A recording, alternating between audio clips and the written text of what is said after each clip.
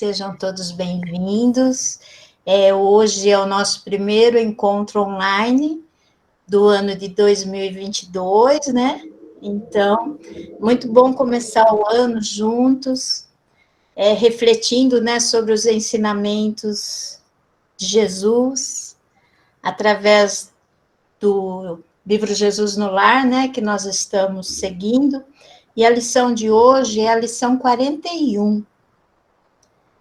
O incentivo santo.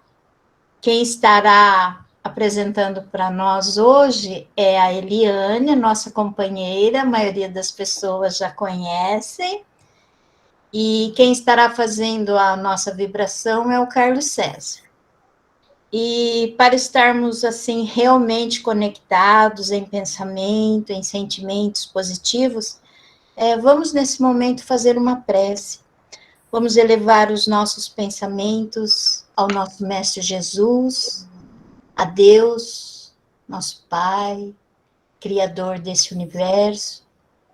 Vamos pedir que os ensinamentos de hoje penetrem fundo em nossos corações, em nossas mentes, e que aos poucos nós possamos estar colocando em prática e estar sempre agradecidos por podermos estar juntos, pelo dom da vida e pela oportunidade que nós temos, né, desse reencontro que tivemos, reencontro de almas, e que nós possamos estar por muito tempo juntos, né, mesmo que seja dessa forma online, mas sempre agradecidos pela oportunidade, pelo dom da vida.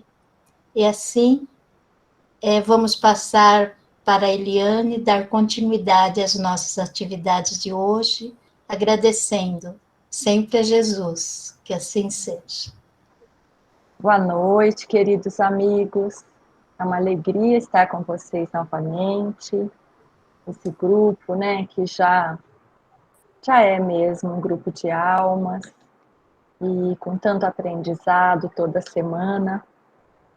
Então, hoje nós vamos refletir juntos sobre essa lição, a lição 41.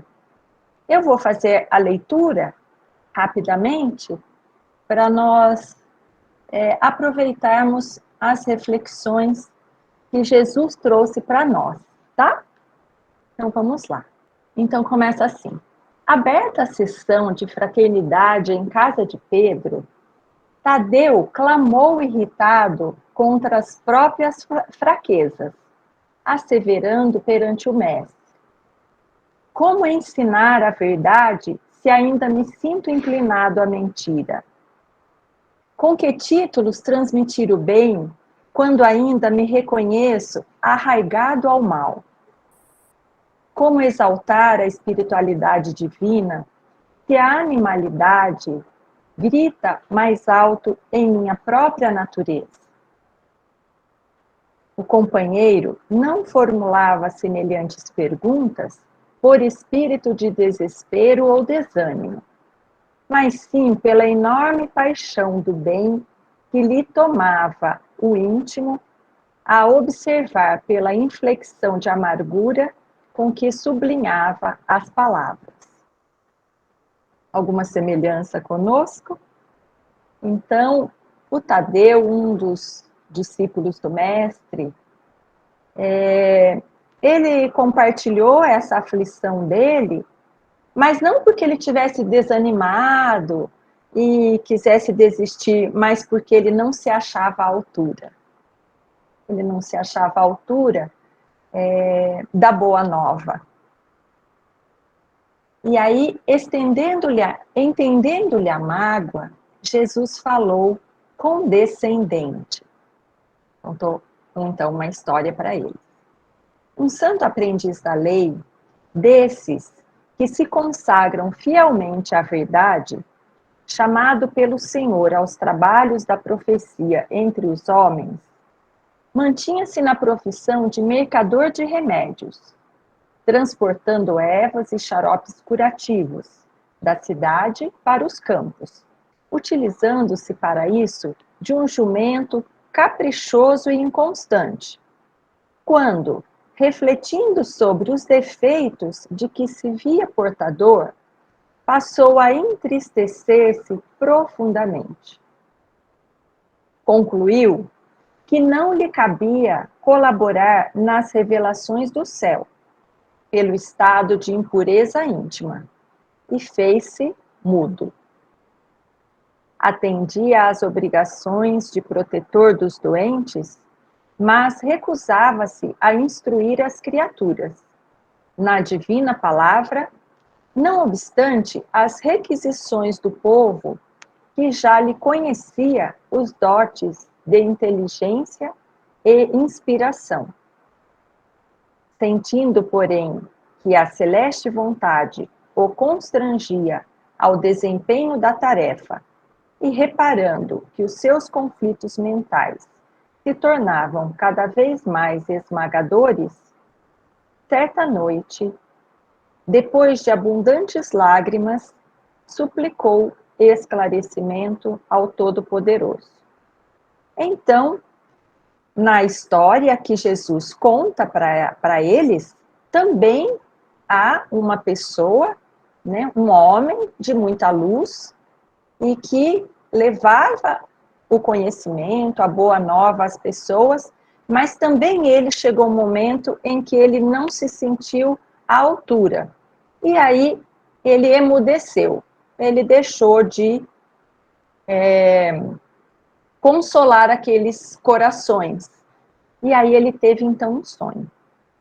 Sonhou então que um anjo vinha encontrá-lo em suas lides de mercador.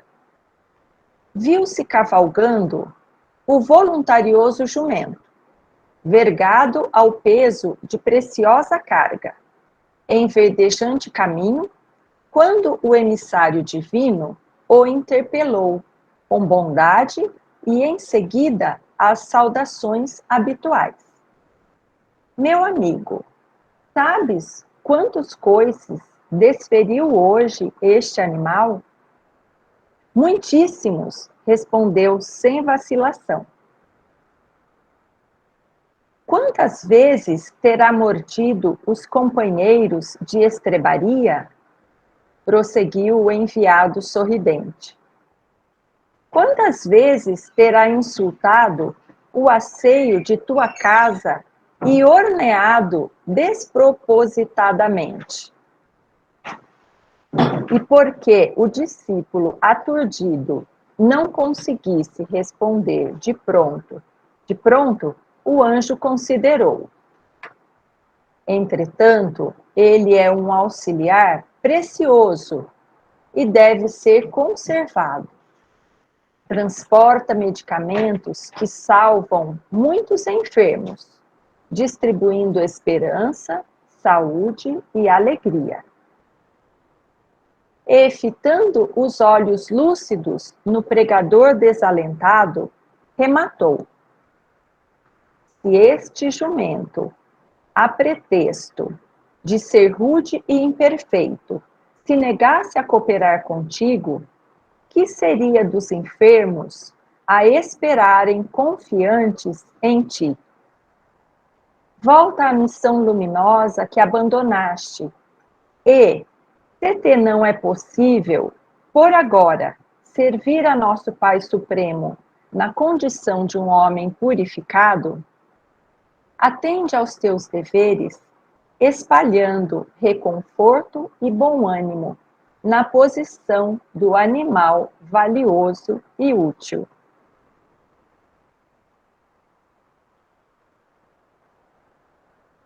Nas bênçãos do serviço, serás mais facilmente encontrado pelos mensageiros de Deus, os quais, reconhecendo-te a boa vontade nas realizações do amor, se compadecerão de ti, amparando-te a natureza e aprimorando-a, tanto quanto domesticas e valorizas o teu rústico, mas prestimoso auxiliar.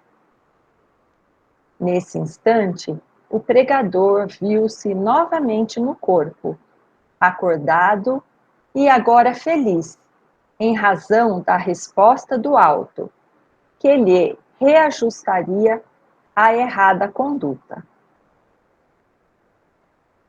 Surgindo o silêncio, o discípulo agradeceu ao mestre com um olhar. E Jesus, transcorridos alguns minutos de manifesta consolação no semblante de todos, concluiu: o trabalho no bem é o incentivo santo da perfeição. Através dele, a alma de um criminoso pode emergir para o céu, à maneira do lírio que desabrocha para a luz de raízes ainda presas no charco. Em seguida, o mestre pôs-se a contemplar as estrelas que faiscavam dentro da noite, enquanto Tadeu, comovido, se aproximava de manso para beijar-lhe as mãos com doçura reverente. Uma história linda, mais uma, né? Que Neio Lúcio nos traz, de Jesus, de forma cirúrgica, trazendo o ensinamento em mais uma oportunidade. E isso acontece também conosco muito, né? Muitas vezes nós nos consideramos não estarmos à altura dos trabalhos, seja no centro, seja os trabalhos de socorro, material ou espiritual. E Jesus vem, então, nos esclarecer que, ainda que a gente seja como o jumento, como o burrinho, tamanha a nossa imperfeição, mas que sem esse serviço, muitos corações ficariam sem o consolo. E coloca, então, que o incentivo santo é o nosso trabalho no bem. Então, vamos fazer algumas reflexões. Então, nessa lição, Jesus, na reunião ali com os discípulos, né, todo dia, ele trazia uma reflexão, e nesse caso, ele nos traz a reflexão sobre como nós olhamos para nós mesmos. Nesse caso, né, de nós nos considerarmos muito pequenos e impuros. Então, vamos refletir um pouco sobre isso. O processo de autoconhecimento, ele é esse esforço na melhoria de nós mesmos. Nós vamos nos conhecendo, vamos descobrindo não só os nossos defeitos, as nossas imperfeições, mas nós vamos descobrindo também os nossos talentos. Lembram da parábola dos talentos? Todos temos. E todos temos algo especial, mesmo que os nossos companheiros não têm. E é isso justamente que torna qualquer casa espírita, qualquer família, qualquer local de trabalho mais completo. Nós unimos as nossas imperfeições. E só que unimos também os nossos talentos, as nossas habilidades. E aí vamos juntos, confortando-nos, aprendendo uns com os outros, porque se todos formos abandonar a nossa enxada, o nosso instrumento de trabalho, então aí nós padeceremos mesmo, né? Porque não há ninguém para nós nos inspirarmos e ninguém para nos auxiliar também. E aí, nós então utilizamos a recomendação bem prática de Santo Agostinho. Então, Santo Agostinho, lá na questão 919 do Livro dos Espíritos, o Kardec, nessa questão, pergunta aos espíritos superiores, né, que ditaram o Livro dos Espíritos e outras principais 4 obras que formam o Pentateuco, a base da doutrina espírita. Então, nessa questão, Kardec pergunta aos espíritos superiores sobre esse meio prático e eficaz de nós realizarmos o nosso aprimoramento. E aí, os espíritos, então, superiores, respondem para o Kardec. E é Santo Agostinho quem responde, né, sobre esse processo de autoconhecimento e de melhoria. Como é que a gente faz para chegar à angelitude?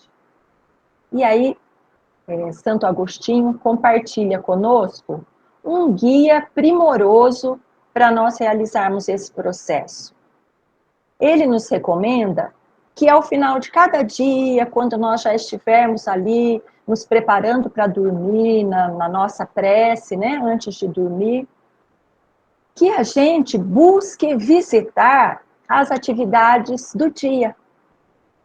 Que a gente pense em tudo que a gente fez, né, de maneira geral durante o dia, e que a gente se pergunte: o que eu fiz hoje? O que é que eu fiz hoje? Quais foram as minhas intenções? Que sentimentos estiveram presentes em cada atitude que eu adotei diante da vida? Que pensamentos que eu tive? Foram bons? Foram ruins? Eu deixei de ajudar alguém? Eu fiz mal para alguém? Então, ele pede que a gente faça, né, essa varredura. E ele sugere que em cada um de nós, que a gente reveja isso de 2 pontos de vista diferentes. Olha que interessante. Então, além de a gente fazer isso, colocar a nossa vida em revista, o nosso dia, ele ainda pede que nós façamos isso de 2 pontos de vista diferentes. Então, vamos ao primeiro ponto de vista. Então, no primeiro, ele diz que é para nós olharmos ali tudo o que fizemos do nosso ponto de vista mesmo referencial. Com ali, vamos dizer assim, com os nossos olhos. E aí vamos olhar os fatos, com, é claro, né, o nosso modo de ver as coisas, de entender as coisas. E aí ele sugere que a gente faça 3 perguntas. A primeira pergunta que nós devemos fazer é: eu cumpri os deveres com os quais eu me comprometi? Tudo aquilo que era meu compromisso, meu dever, eu cumpri? Nós estamos falando aqui, é claro, do dever moral. E aí, o que é que vem a ser o dever? Para nós entendermos e que Santo Agostinho estava dizendo. Então, ele diz que o dever é aquilo que nós assumimos como responsabilidade própria. É aquilo que eu prometi dar conta. Então, inclusive, aquilo que eu me comprometi antes de renascer nessa vida, que eu prometi fazer, que eu me comprometi. A gente diz assim: ah, mas eu não me lembro o que eu me comprometi a fazer. Então, como é que eu vou saber? Eu não posso ser penalizado por isso. Mas a gente sente, né? Nós sentimos intuitivamente ali, principalmente aquilo que é a base, que é muito importante, e a vida vai nos trazendo, né, aquilo que é nosso compromisso. Então, ele diz isso, que é tudo aquilo que a gente se responsabilizou. Então, são as nossas escolhas, as escolhas que fazem parte do nosso dia a dia. Se eu desejei, por exemplo, ser um advogado, eu me torno um advogado, eu tenho que exercer essa atividade como dever moral, da maneira mais impecável que eu conseguir. Se eu me proponho a um trabalho, a uma atividade voluntária, essa atividade, igualmente, merece toda a minha atenção. E eu não vou dizer: ah, mas é um trabalho voluntário, então eu vou quando eu posso, O que eu fizer, eles têm que aceitar, porque eu estou fazendo de graça, eu estou fazendo porque eu quero. Então, não é assim que funciona. Tudo aquilo que eu me comprometo, é assim que nós somos, inclusive, julgados no sentido de é assim que é contabilizado tudo que nós fazemos. Tem que ser o melhor que nós temos condição de fazer. Então, em tudo que nós nos propomos fazer, tem que ser o melhor, tem que ser com capricho primoroso. E nós temos dever conosco mesmos? Com certeza. Nós temos também o dever conosco mesmos. Por quê? Porque nós temos o compromisso de melhorarmos. Porque já imaginou se a gente nascer, viver, por exemplo, 100 anos, só esperando o desencarne chegar? Ou se a gente deixar a vida nos levar? Ou se a gente em tudo disser assim, eu vou fazer de qualquer jeito mesmo. Ninguém vai valorizar, por exemplo, né? Se alguém se sente desvalorizado, ninguém vai valorizar mesmo, ninguém vai ver se eu fiz mal, se eu fiz bem. Eu vou morrer mesmo daqui a pouco. Não existe isso para a nossa consciência espiritual. Não importa. Até o último suspiro, nós temos o compromisso, inclusive a responsabilidade, o dever primeiro conosco. Por quê? Porque nós estamos aqui para progredir. E nós estamos aqui para fazer coisas novas, para aprender coisas novas. Não é para nós virmos, né, com algumas habilidades, como todos nós já percebemos. Há pessoas que cozinham divinamente, outras dançam, outras têm habilidade para se relacionar com as pessoas, são consoladoras, outras divertem, tornam o ambiente mais leve, mais agradável.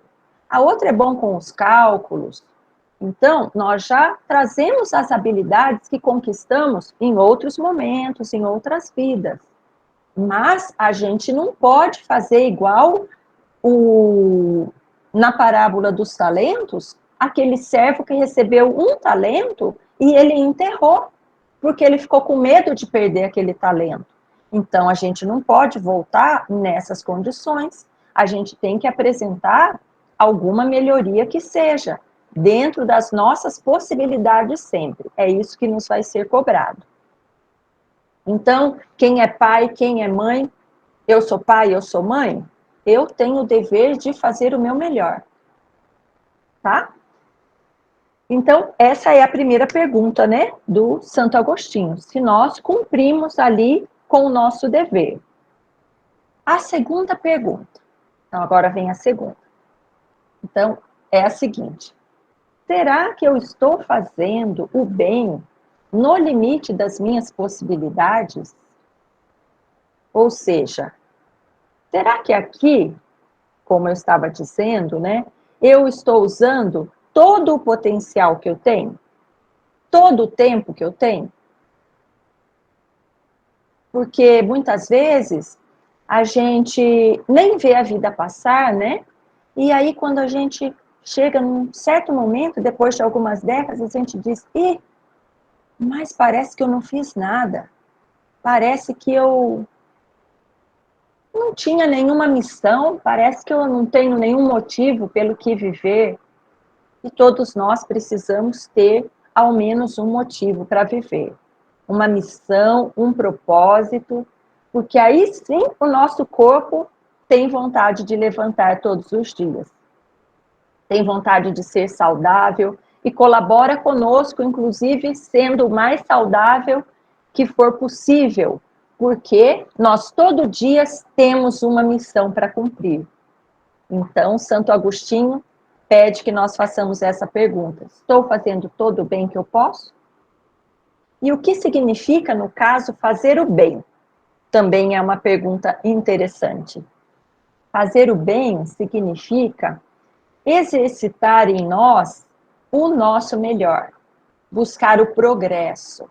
descobrir novas maneiras de realizar as coisas, desenvolver cada aspecto da nossa vida, ou selecionar, escolher alguns e se dedicar para que a gente desenvolva esses aspectos.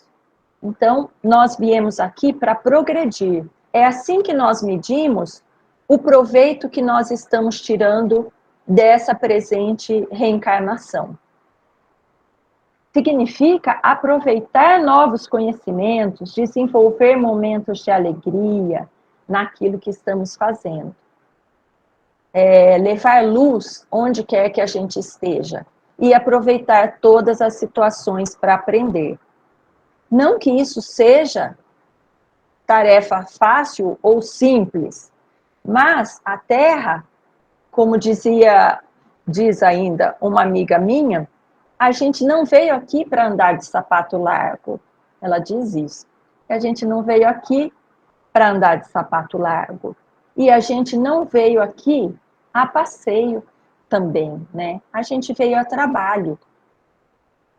Não é para nós nos sentirmos aqui numa tortura, numa prisão.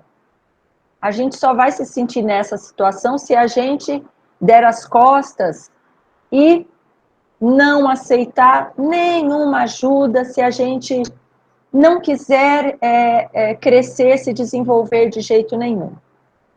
Mas a Terra é para nós, antes de tudo, uma escola. A Terra é para nós uma escola. É também um hospital para nós curarmos as nossas chagas. Mas é um local, principalmente, para o nosso aprendizado. Então, aprender em todo momento e buscar fazer tudo com alegria. Então, a prática do bem, esse exercício de fazer o melhor em todas as circunstâncias, é o esforço que nos cabe no nosso dia a dia, na melhoria que nós precisamos fazer. É um exercício. E mais à frente eu vou dizer que em tudo que a gente está aqui se desenvolvendo, em todos os desafios que a vida nos coloca, a gente tem que ir fazendo, treinando, até se tornar um hábito. Fazer as coisas boas até se tornar um hábito. Então, sendo assim, cabe a cada um de nós, no momento de passar o nosso dia em revista, olhar com carinho se eu não mereço mais. Será que eu não mereço mais? Será que eu não tenho mais para oferecer? Será que eu não tenho muito mais para oferecer? Será que não é chegada a hora? Olha, que importante isso.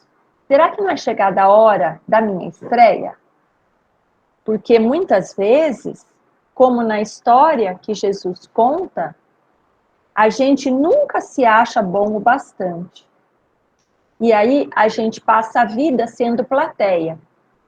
A gente nunca assume, a gente nunca pisa no palco da nossa vida. Então, a gente muitas vezes frequenta vários grupos, faz trabalho voluntário, vai ao centro, estuda. Muitas vezes, nós sabemos já bastante, sabemos muito mais que a maioria das outras pessoas, mas nós não damos aquele passinho para subir aqui no palco da nossa vida, para assumir um trabalho, um desafio um pouco maior, porque a gente acha que não é digno, a gente acha que não é inteligente, ou que não é inteligente o bastante, que não é bom o bastante, que não dá conta. Mas muitas vezes é só um medo nos paralisando, porque nenhum de nós, em nenhuma atividade de estreia, ou nas atividades que a gente ainda não tem aprendizado, nenhum de nós acerta de primeira. Isso é impossível. Então, Muitas vezes, a gente depois, quando voltar para o plano espiritual, vai ficar muito triste, porque a gente vai ter um sofrimento moral, porque a gente desperdiçou oportunidades valiosas que a gente estava, sim, pronto para estrear e para dar conta. Então, fica essa reflexão com carinho para a gente pensar, será que já não é o meu momento? Será que eu não posso dar esse passo, não posso avançar? E porque a zona de conforto não nos faz crescer, não nos faz crescer. O que nos faz crescer é nós nos desafiarmos. E o autoconhecimento, com essas duas perguntas, nos permite olhar do nosso ponto de vista. Então, já temos um olhar. E aí, Santo Agostinho sugere, então, a terceira pergunta. Então, nessa pergunta, ele sugere que nós mudemos o nosso referencial e que nós nos perguntemos: será que alguém tem alguma coisa que reclamar da forma como nós estamos nos dirigindo ou agindo? Essa mudança de perspectiva é muito curiosa, porque ela permite que nós vejamos as nossas atitudes de um ponto de vista que não é o nosso. Só que para fazer isso, é preciso a gente se colocar no lugar do outro. É preciso a gente exercitar o olhar sobre nós mesmos, sobre as nossas atitudes. Sair de nós e olhar aquilo que a gente está fazendo. E às vezes é até doloroso. Então, muitas vezes a gente não quer fazer, não quer olhar. Mas é um exercício poderoso esse, extraordinário de autoconhecimento. Por quê? Porque ele permite que a gente se desapegue das nossas ideias, dos nossos sentimentos, da nossa forma de ver o mundo. Quantas vezes nós temos uma visão sobre uma coisa a vida toda, e lá um dia chega uma pessoa e nos mostra aquela mesma questão de uma outra forma. E aí a gente fala assim, mas como que eu não pensei nisso antes? Por que que todo esse tempo eu não fiz dessa forma? Então, é um exercício e um exercício poderoso. Primeiro, porque a gente vai entender como é que a outra pessoa se sente. E segundo, que a gente vai poder olhar as nossas atitudes com um distanciamento. Até porque, às vezes, com as nossas atitudes, quando é a gente que faz, a gente é mais condescendente, a gente às vezes é mais bonzinho. Por quê? Muitas vezes porque, no nosso caso, a gente sabe os motivos que nos levaram a agir daquela maneira. Mas quando é outra pessoa, a gente não pensa. Por exemplo, se eu explodir, né, e falei primeiro, pensei depois, numa situação, magoei uma pessoa, aí eu posso dizer assim, nossa, mas aquele dia eu estava tão mal, eu estava numa situação tão difícil. Só que quando acontece com outra pessoa, a gente lembra de pensar isso também, sempre? Ah, ele não deve estar num bom dia hoje, né? Deve ter acontecido alguma coisa. Vou vibrar por ele, ou vou perguntar se ele está precisando de ajuda. Então, esse é um exemplo, tá? Disso que Santo Agostinho falou, para a gente mudar de lado. Na verdade, ele falou isso, ó, muda de lado. Calça lá os sapatos do seu colega. Vamos ver se o sapato dele fica folgado no seu pé ou se vai apertar igual aperta para ele. Então, é também uma técnica, essa de Santo Agostinho, também uma ferramenta importante para o nosso desenvolvimento. Não significa que a gente vá sempre avaliar as coisas pela opinião dos outros, tá? Não é isso que a gente está dizendo. É só mesmo fazer esse exercício de sentir até a dor do outro. E aí, dessa maneira, a gente vai conseguir fazer um diagnóstico melhor das nossas deficiências. Quando a gente olha, né, com maior distância. a gente vai ficar mais treinado para separar quando aquela nossa atitude é bom, tá bom por aqui, ou quando eu tenho que fazer de outro jeito.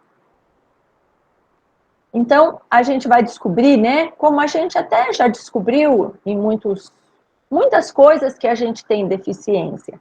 E muitas delas a gente nem vai poder mudar, né? Elas estão em nós e nós não vamos conseguir mudar. Mas é importante até para a gente saber isso. O que eu tenho que aceitar, o que eu posso mudar. E aí, como nós detectamos, né? Então, nós temos duas possibilidades de atitude quando nós constatamos as nossas deficiências. A gente pode fazer o coitadinho de mim, e aí eu não consigo mudar mesmo, eu sou assim, e aí cantar a música da Gabriela, né? Eu nasci assim, cresci assim, vou morrer assim, sempre assim. Ou a gente pode ter atitudes diferentes diante das dificuldades e aproveitar esses momentos justamente para a gente sair daquela zona de conforto, para a gente dar um passinho a mais, para a gente se desafiar, como fazem os atletas, por exemplo. Os atletas, se eles não se desafiam, não tem medalha, não tem recorde, não tem vitória. Então, a gente pode trazer isso um pouco para a nossa vida. E também, uma outra coisa é a gente lidar com mais leveza com o perfeccionismo, porque, como eu falei, ninguém acerta de primeira, e a gente detecta, olha, isso aqui não está bom, eu quero me livrar disso, quero melhorar, e aí a gente vai fazer uma outra vez, uma outra situação, às vezes a gente acerta, às vezes a gente erra de novo. Mas é assim, não tem jeito de a gente aprender sem ser na tentativa e erro, principalmente as coisas mais difíceis. Mas o importante é a gente agir, é a gente se preparar para fazer o melhor. Errei? Paciência. Então, vou me preparar para, da próxima vez, eu ter mais sucesso. O importante, embora essas técnicas do autoconhecimento sejam uma ferramenta muito importante, o importante, o fundamental, é a gente agir. A vida é movimento sempre. Então, a gente busca uma ferramenta, busca se conhecer e aplica. É assim, aprende e, em seguida, põe para ação. Vida em movimento. É assim que a gente vai sair daquela situação, né, do homem da nossa história. Então, não há atalho. Sinto dizer que é mesmo no trabalho, no esforço de fazer o bem, que nós encontramos o incentivo verdadeiro da perfeição. E como o nosso tempo já está se esgotando, eu quero finalizar dizendo para todos nós, né, que o segredo para nós chegarmos à angelitude é nós estarmos sempre em posição de aprendizado e de serviço. Como eu falei, de nós estrearmos, de agora nós estamos começando o ano, é uma ótima oportunidade para nós fazermos essa análise que Santo Agostinho nos orienta e escolher talvez uma questão para nós estrearmos, uma questão para nós sairmos do nosso lugar e olharmos de outro ponto de vista e para nós trabalharmos nesse ano, né? E a lição sirva para nos inspirar, então, e dessa forma eu encerro a minha fala desejando um ano de muito aprendizado, muito sucesso para todos nós e que a gente possa servir como Jesus nos pede. Ele só pede que a gente aprenda e que a gente esteja a serviço para ajudar os nossos irmãos também. Muito obrigada, que assim seja. Dando sequência, como sempre, né, aos domingos, Se fosse dentro da casa espírita, estaríamos lá vibrando, orando. Como nós estamos lá, estamos fazendo online. Nesse momento, né, todos nós, convido todos vocês para que direcione o seu melhor pensamento. Como foi dito no estudo de hoje, todos nós temos uma força muito grande dentro de nós, que possamos fazer bom proveito dela. Vamos nesse momento, então, todos juntos,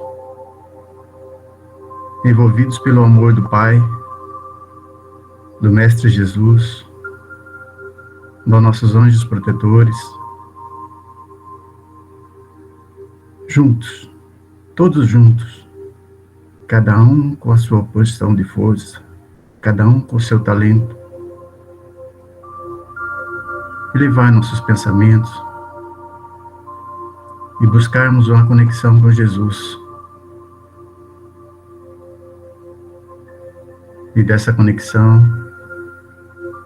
sermos portadores do amor do Pai, do Mestre, para com o nosso próximo, para com nós mesmos. Que juntos, nesse momento, todos possamos elevar do nosso melhor sentimento, direcionar esse sentimento de carinho, de amor, de bondade que exala de nós, através de nós, que vem do Pai, que vem de Jesus, para aqueles nossos irmãos que estão nos hospitais. Estejam eles recebendo a cura necessária, estejam eles trabalhando, qualquer que seja a função, que eles recebam o nosso carinho, o nosso amor, que eles possam se sentir mais fortes, fortalecendo seus talentos, a sua bondade e crescendo. Que esse nosso sentimento também possa chegar nas casas de repouso, onde se encontram nossos irmãos mais idosos, aqueles mais jovens, mesmo aquelas casas que recebem as crianças, que cada um se sinta abraçado por nós nesse momento, recebendo de nós uma palavra de conforto, de carinho, para que eles não se sintam sozinhos. Senhor, que a Tua luz possa envolvê-los nesse momento, tornando-os mais fortes para prosseguirem, Senhor. Que a luz do Mestre, junto com a nossa luz, chegue também aos que estão em casas de detenção, nos presídios, pois sabemos, Senhor, que errar, todo mundo erra um momento, Senhor, mas que eles possam ver um novo caminho, um novo sentido para suas vidas, buscando se melhorar, buscando novas oportunidades, Senhor. Que a Tua luz, Mestre, possa tocar-lhes os corações, seus corações, e eles reflitam, Senhor, buscando novas oportunidades. Gostaríamos também, Senhor, de vibrar pelos nossos lares, nossos familiares, para que possamos buscar nesse ano que se inicia mais força, Senhor, para ter mais tolerância, mais percepção do que os nossos irmãos precisam, mais carinho para com eles, Senhor. Abençoa, Senhor, também nossos irmãos que não têm lar para morar, mas se encontram nesta vida, Senhor. Estejam eles onde estiverem, Senhor, em qualquer ambiente. Irmãos nossos, Senhor, que eles possam se sentir amados, abraçados, reconfortados, Senhor, neste momento. Que possamos doar-lhes o melhor, pois também nós não sabemos o nosso dia de amanhã. Não sabemos onde estaremos, Senhor. E gostaríamos, Senhor, que alguém olhasse por nós. Então aproveitamos esse momento para dispensar para eles o nosso melhor. Rogamos, Senhor, que tenhamos muita força, muita sabedoria, para que possamos fazer desse ano de 2022 o melhor, Senhor, que é o que o Senhor espera de nós. E agradecemos a oportunidade de podermos continuar o Teu trabalho e para o nosso engrandecimento, Senhor. Obrigado, meu Deus. Obrigado, Jesus, a toda espiritualidade amiga e aos irmãos encarnados que continuam conosco. A todos vocês, a nossa gratidão e que assim seja.